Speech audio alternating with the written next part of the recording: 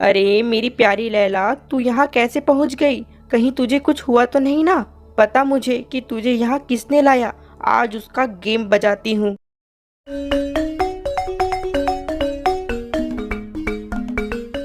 रामपुर नाम का एक गांव था। उस गांव के पास एक घना जंगल था। वहां पर लोग जाने को डरा करते थे क्योंकि वहां एक खतरनाक चुड़ैल अपनी भैंसी के साथ रहा करती थी और उस भैंसी का नाम लैला था। वो चुड़ैल अपनी भैंसी को बहुत प्यार से रखी थी और वो हर रात उसी गांव में अपनी भैंसी के साथ आती और गांव के लोगों को मार देती। इस कारण से गांव के लोग बहुत परेशान रहा करते थे। फिर इसी तरह उस गांव का हाल चल रहा होता है। फिर एक दिन उसी गांव में रमेश नाम का एक आदमी आता है। वो एक किसान था। वो अपने नए खेत में काम किया करता था, मगर वो काम कर कर के थक जाया करता था। फिर एक दिन अरे, जब से इस खेत में आया हूँ तब से काम कर करके मैं तो काफी थक गया हूँ। चलो ये आधा काम भी खत्म करके आज जल्दी घर चला जाऊंगा। फिर रमेश अपना सारा काम खत्म करके वहां से अपने घर चला जाता है और एक तरफ उस जंगल की चुड़ैल अपनी भैंसी के साथ खेल रही होती है। ओहो मेरी प्यारी लैला, तुझे क्या हुआ? आज तू बड़ी शांत हो गई है। अच्छा लगता है आज तुझे गांव घूमने को जाना है। चल फिर आज तुझे मैं गांव घुमा कर लाती हूँ। फिर रात के समय चुड़ैल अपनी भैंसी लैला के साथ उसी पास के गांव में जाती है। वो बड़ी खुशी से गांव में उसकी भैंसी के साथ घूमती है, लेकिन उसे आज कोई भी गांव का आदमी नहीं मिलता है। तभी वो एक जगह रुकती है। अरे आज तो एक भी आदमी नहीं मिला। लगता है आज मेरी किस्मत में एक भी शिकार नहीं है। चल लैला, कल हम फिर आएंगे। तभी वो चुड़ैल वहां से बिना शिकार के वापस अपने जंगल चली जाती है। फिर अगली सुबह रमेश अपने खेत में जाता है और रोज की तरह अपना काम करता है। खेत में काम करते करते उसे शाम हो जाता है। अरे, आज तो काम करते करते समय का पता ही नहीं चला। चलो कम से कम काम तो खत्म हो गया। चलो अब घर चलते हैं। फिर रमेश अपना काम खत्म करके घर की ओर निकल जाता है। आज वो घर का रास्ता उसी जंगल से होते हुए जाता है। अरे, एक काम करता हूँ, आज मैं घर इस जंगल वाले रास्ते से चले जाता हूँ। घर भी जल्दी पहुँच जाऊंगा।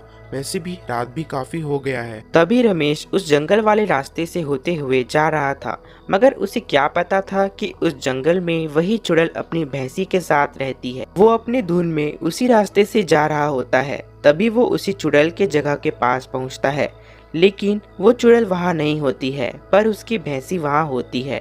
वो भैंसी को देख खुश हो जाता है। अरे, इतने घने जंगल में भैंसी क्या कर रही है और इसका मालिक कौन है? लगता है ये कहीं गुम हो गई है। मैं एक काम करता हूँ, इस भैंसी को अपने साथ ले जाता हूँ। ये मेरे काम आ जाएगी। तभी रमेश उस भैंसी को अपने साथ घर ले जाता है। फिर थोड़ी ही देर में वो अपने घर पहुंचता है और वो भैंसी को अपने घर के आंगन में बांध कर रख देता है और अपना अंदर चला जाता है। और एक तरफ वो चुड़ैल वापस अपनी जगह पर आती है तो देखती है कि उसकी भैंसी वहाँ नहीं होती है। उसे वहाँ नहीं पाकर वो बहुत परेशान हो जाती है। अरे मेरी प्यारी लैला कहाँ चली गई? बेचारी कहाँ भाग गई? तभी वो चुड़ैल भैंसी को याद करके बहुत रोती है, मगर उस चुड़ैल को कुछ याद आता है। अरे लेकिन मैं तो उसे हमेशा अकेले छोड़कर जाती हूँ और वो आज तक कहीं नहीं भागी। मुझे लगता है कि मेरी लैला को किसी ने चुरा लिया है। मुझे पता लगाना पड़ेगा कि कौन है ये। तभी वो चुड़ैल गुस्से में अपनी भैंसी को ढूंढते हुए उसी गांव में आ जाती है। फिर वो गांव में पहुंचती है तो देखती है कि वहाँ गांव पूरा सुनसान होता है। वहाँ कोई भी इंसान नहीं होता है। तभी वो थोड़ी ही दूर जाती है और वो रमेश के घर के पास पहुँचती है तो देखती है कि घर के बाहर उसकी लैला होती है। उसे देख वो बहुत खुश हो जाती है और उसके पास जाती है। अरे मेरी प्यारी लैला, तू यहाँ कैसे पहुँच गई? कहीं तुझे कुछ हुआ तो नहीं ना? पता मुझे कि तुझे यहाँ किसने लाया। आज उसका गेम बजाती हूँ। तभी उसकी भैंसी लैला जोर जोर से आवाज करने लगती है और ये आवाज रमेश अंदर से सुन लेता है। उसे समझ नहीं आता है कि भैंसी इतना आवाज क्यों कर रही है। तभी वो बाहर आता है। वो देखता है कि वहाँ वही चुड़ैल खड़ी होती है।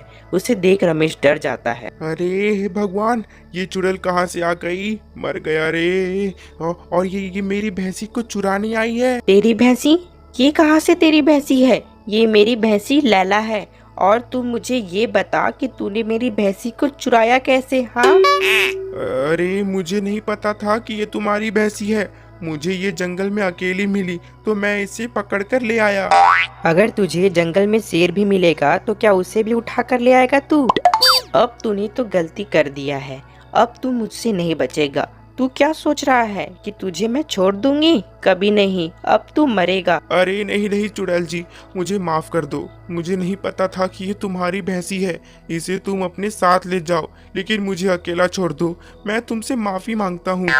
अच्छा चल ठीक है, तू अपना गलती मान रहा है तो मैं तुझे छोड़ देती हूँ, वरना तू मुझसे कभी नहीं बचता।